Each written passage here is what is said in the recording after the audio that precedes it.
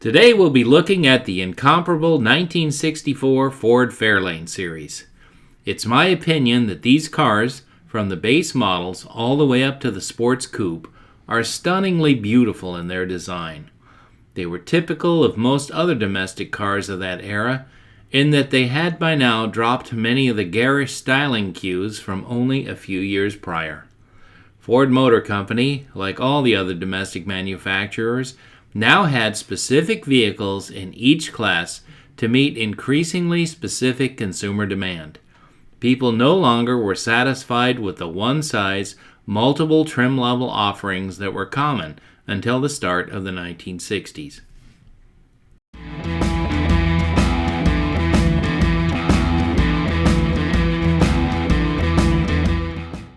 By 1962, Ford's hierarchy of different series included, from the smallest to the largest entries, the Falcon, which was Ford's first model into this new market segment known as a compact car. Then the Fairlane, which was its own series of new models that were intended for the buyer who wanted a car between a compact and a full-size car. For buyers who required a big car, the Galaxy had them covered. For personal luxury customers, the Thunderbird still made a statement. Of course, each series had various body styles and trim levels within each category to meet the needs of any customer looking for something in particular within each series. 1964 was a significant year for Ford for several reasons. All of their cars were selected by Motor Trend magazine for their Car of the Year award. For the editors of this prestigious publication to select an entire company's products rather than a specific model had only happened on several occasions since the award's inception in 1949. This honor would be mentioned by Ford in various advertising throughout the model year. Then, Ford's racing efforts in virtually every type of motorsport event around the globe was very successful. This was the age of total performance, and they were committed to it wholeheartedly. Over at Mercury, 5 of their compact cars, the Comet, had successfully completed 100,000 miles of non-stop driving for 40 days and nights at the Daytona International Speedway to prove how reliable and well-made these cars were. But without a doubt, the most significant event that year for Ford was the introduction of the Mustang on April 17, 1964. Yep, Ford was on a roll that seemed unstoppable. As mentioned a bit ago, in 1962, Ford debuted the new Fairlane series. The name was not new because Ford had used it on various full-sized, full-framed models since 1955, but this new car would be noticeably smaller and of unibody design. The name is derived from the estate of Henry and Clara Ford, completed in the mid-teens near Dearborn, Michigan. After Ford's incredibly successful Model T made him a multi-millionaire, an estate like this was easily affordable.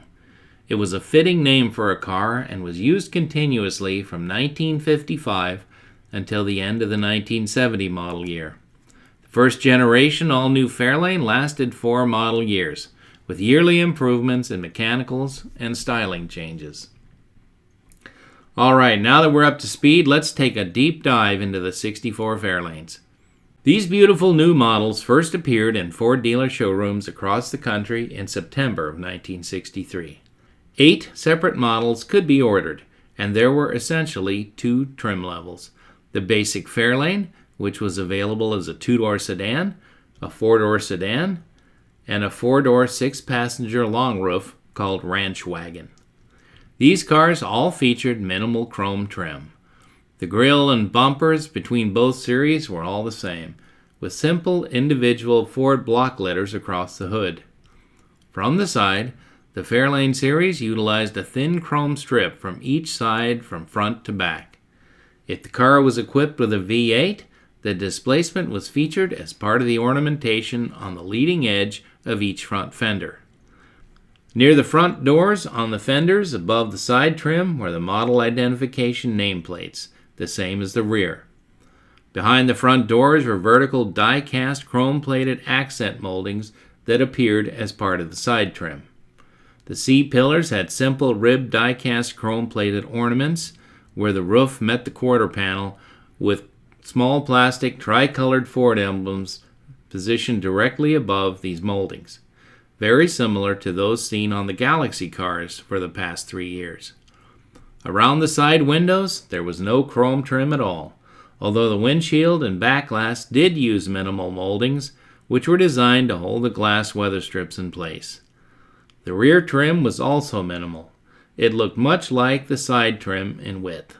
There was a simple chrome Fairlane emblem here with individual Ford letters on the edge of the trunk lid. The fuel filler was integrated into the rear sheet metal panel in the center. The Fairlane 500 was available in 5 different styles. Customers could purchase a 2-door sedan, a 4-door sedan, a 2-door hardtop, a 2-door hardtop sports coupe with bucket seats and a full console, and finally, a 4-door, 6-passenger custom ranch wagon. The generous use of chrome trim on these cars far outclassed the plain Fairlane. Starting up front, the bumper, grille, and hood lettering were the same as the Fairlane. There was an extra hood ornament used on the sports coupe to accent the hood's center bulge. From the side, the 500 series had much wider and contoured moldings that ran from front to back. In the slight depression of these moldings was a painted accent color, usually matching the interior color, or in the case of a two-toned car, the roof color. Like its Fairlane brethren, if the car was equipped with a V8, the displacement was featured as part of the ornamentation on the leading edge of each front fender. Near the front doors on the fenders above the side trim were the model identification emblems of a Fairlane 500. These were even seen on the sports coupe.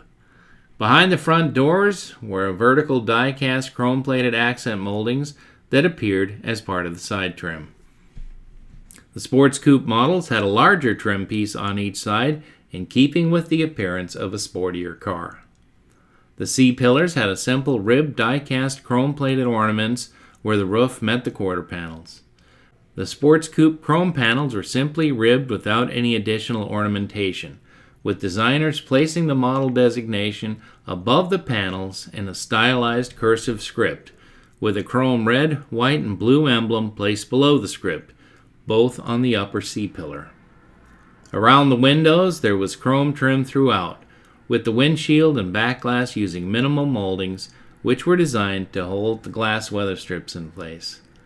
The rear trim was very detailed in appearance on the 500 series, with stamped aluminum trim panels in 3 sections featuring polished and anodized surfaces, with black paint accents between the ribs. On the right-hand panel, there was a trim plate announcing the model series. Again, the sports coupes were a bit more deluxe, with a special gold anodized sports coupe emblem rather than the silver Fairlane 500. Finally, the trunk's leading edge was adorned with individual Ford letters, just like the Fairlane series. The tail lamp assemblies were the same between both series, although wagons got slightly different housings and lenses than the passenger cars. Both series could be had with a standard non-backup lamp style tail lamp lens, or if the customer specified a certain option group, the tail lamp lenses would get small backup lamps surrounded by chrome die-cast housings in the center of each lens. Inside, everything between the two series appeared the same except for the materials used on the seats. The door panels were also a bit different, and the Fairlane had rubber floor mats while the Fairlane 500 had full cut pile carpeting. Each body style had a fuel tank capable of taking 15.9 US gallons when completely full. The coolant capacity of the radiator was also listed as one specification, 9.5 US quarts, or nearly 2.5 gallons. I fully expected to find a difference between various engines or maybe a wagon with a heavy-duty towing package, but 2 different sources provided this specification as standard for all models and drivetrains. As you'd expect, there were many different options for comfort and convenience, with some of the more common ones being air conditioning, the convenience group, floor mats, various styles of outside mirrors, power brakes, power steering, tinted glass, seat belts front and or rear, the visibility group, deluxe wheel covers, white wall tires, and more. Many options could be ordered factory installed, but the average dealer was readily able to install many of these options for you after purchasing your new 64 Ford Fairlane. The next part of this video is where I'll be discussing the production numbers of each model. I'll provide a photo of each body style with the Ford issued body code and that car's actual production number. You'll see that concerning the production numbers of the Sports Coupe, my two different reference books have two different numbers. One states 12,431, while the other must have transposed the first two numbers, claiming that 21,431 cars were assembled. I checked further sources online, and this discrepancy is often seen. If I had to guess, I think the lower number is correct. Tell me in the comments which number you think is right and why. Regardless of the correct number for the one model, Ford sold either 268,000 plus Fairlanes or perhaps 277,000 plus, depending on the Sports Coupe numbers. Any way you look at it, that's a successful sales total for one model for a year, considering the competition the Fairlane had from every other manufacturer at the time. However, if you look at the sales numbers for the previous model year, it's obvious the 63 Fairlane sold in much higher numbers. Almost 344,000 cars spanning 10 different models. These cars had some great styling, much of which the 64 also used. Hood, cowl, front fenders, roof, doors, and trunk lid, plus many other unseen items like floor pans, torque boxes, and more. Ford cleverly disguised the 64s so that only people who were in the know could pinpoint that fact. The following year, though, the 65 suffered a huge sales decline due to the new Mustang being available. Yep, only about 224,000 Fairlanes were sold in 65. Although they appeared totally new, this was the final year for this styling cycle. The 64 Fairlanes were available in 13 different single-tone colors, although it was possible to get certain two-tone combinations, with the top color contrasting the body color. In addition, there were 8 different interior trim colors, found in various materials and patterns depending on the model.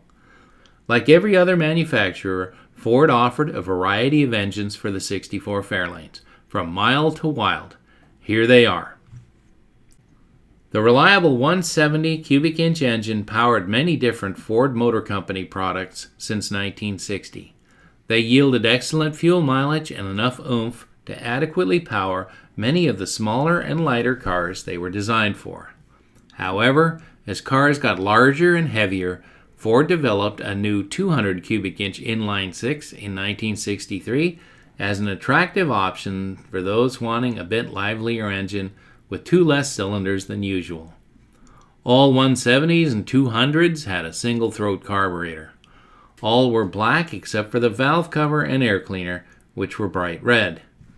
The 260 was the smallest displacement engine now after Ford dropped the Windsor-based 221 V8.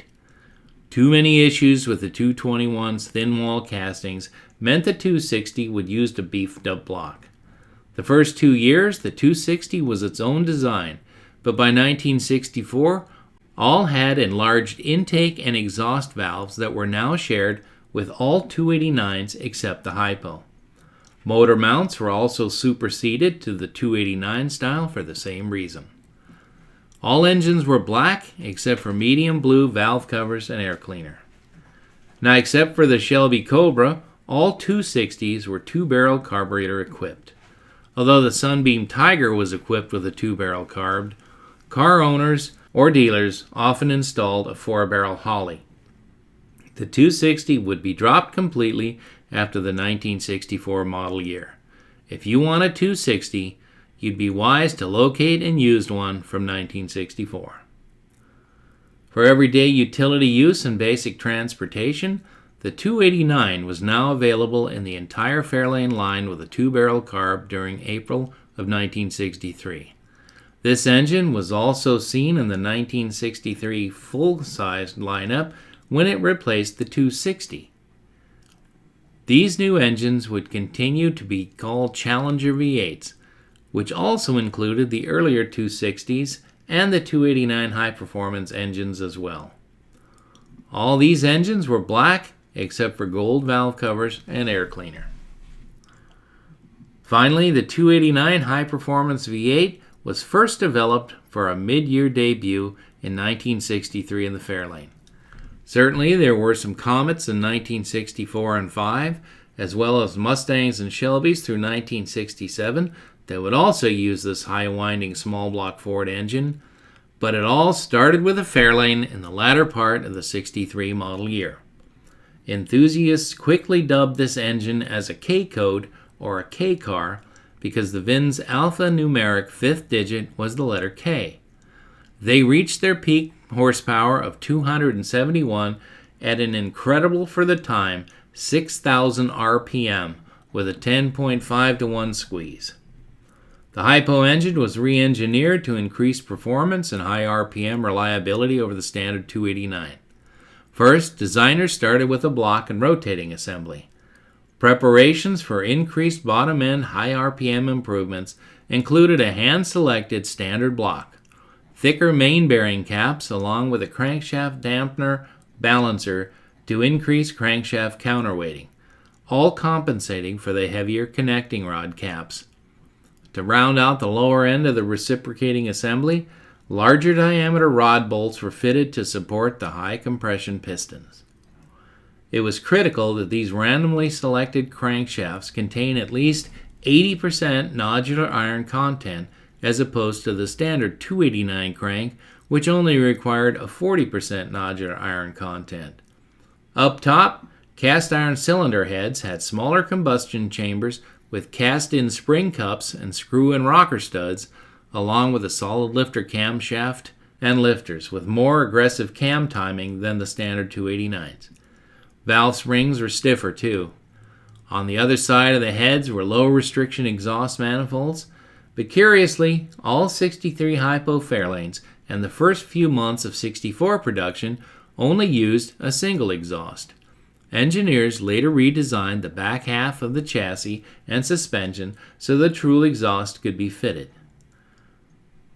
Between those awesome cylinder heads was a Ford cast iron 4-barrel intake manifold with a larger than standard Ford-designed 600 CFM carburetor with a manual choke topped off with a low restriction open element air cleaner.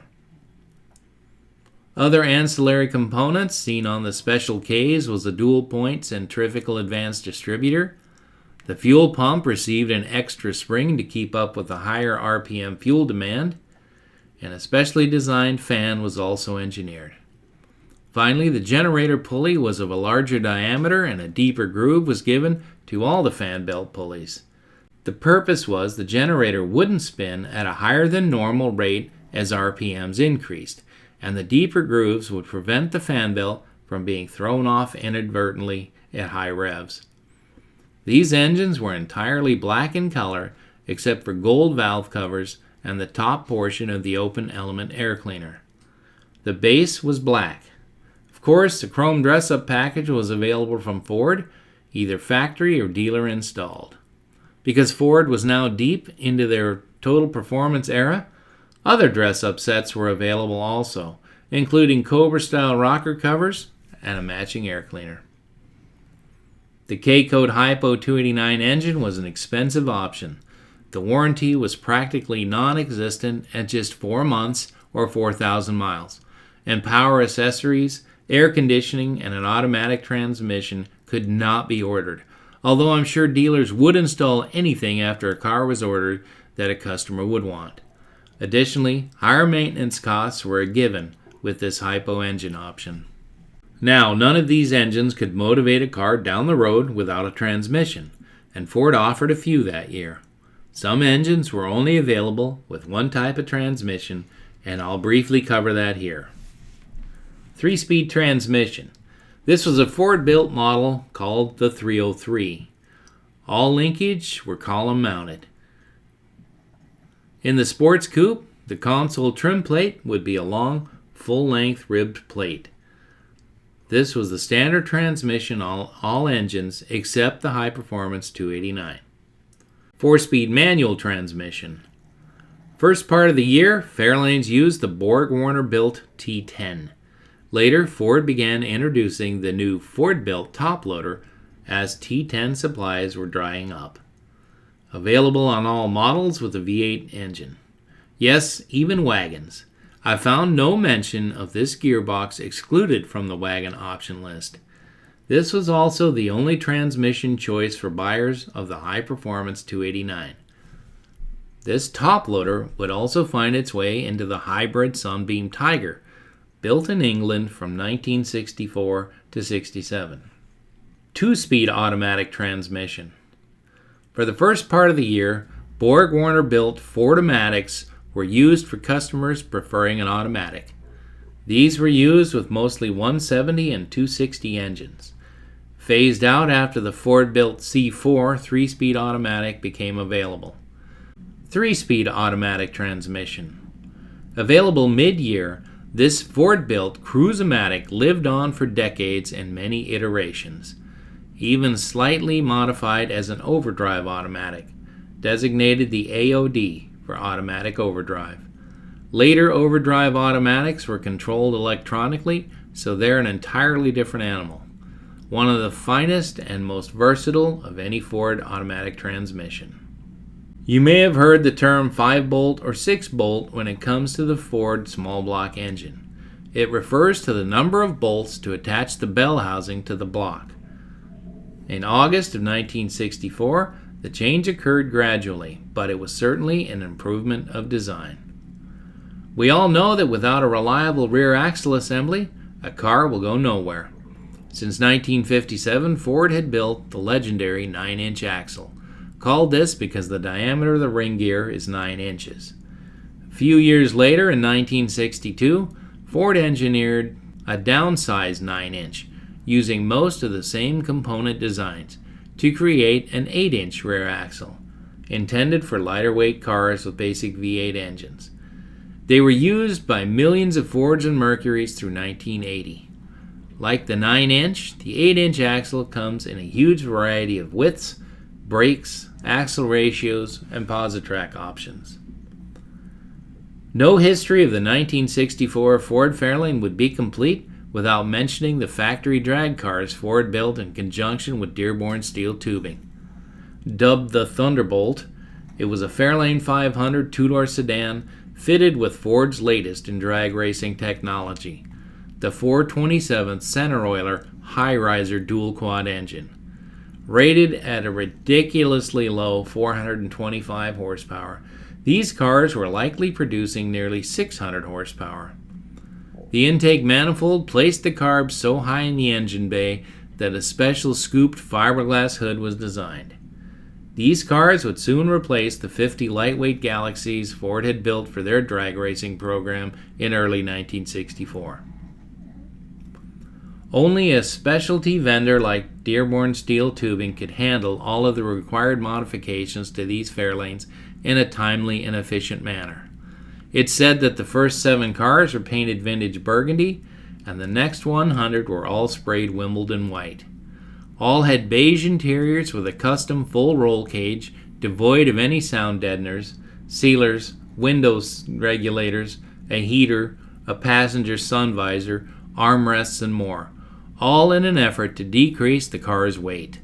Front bucket seats were supplied by Bostrom, the same company that supplied the Econoline vans with their front bucket seats. Side windows were all plexiglass and were raised and lowered with a simple strap. A buyer could specify either a manual 4-speed transmission or an automatic. The 4 speeds all had aluminum blow-proof bell housings and Hurst shifters. The automatics actually came from Lincoln and were modified accordingly. They were deemed much stronger than the Ford Cruise-O-Matic at the time. The cars were built in small batches, and it said no batch of 3 to 5 cars were exactly the same. Often, things like bumpers, doors, trunk lid, rear glass, and others would be steel, aluminum, or fiberglass in an ongoing effort to find the perfect combination for best power hookups and consistency. They were carefully distributed throughout the country to the biggest drag teams and were seen at all sorts of events. They were very successful for Ford, winning many races and big national events. You can imagine the attrition rate of a drag car that's now over 60 years old. But amazingly, some are still racing even today. To find one today that has all the original components is very rare. A correctly restored Thunderbolt is worth nearly $250,000 in today's collector car market. Well, that wraps up our look at the incredible 1964 Ford Fairlane models. Tell us in the comments which model you prefer, or maybe you had or currently have one of these cool cars. Well, tell us about it. We hope you enjoyed the video, and thanks for watching.